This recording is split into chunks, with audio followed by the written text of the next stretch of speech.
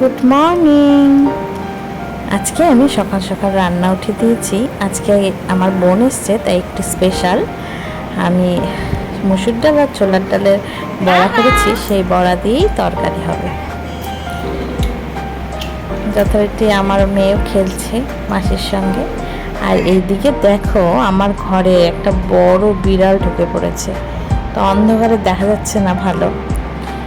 আর আমার মেয়ে খেলাধুলা করে চারিদিকে সব খেলনাগুলো ছড়িয়ে রেখেছে। এখন আমি একটু শশা ভেজে নিচ্ছি। আর এদিকে আমার বড়ার তরকারিটা হয়ে গেছে।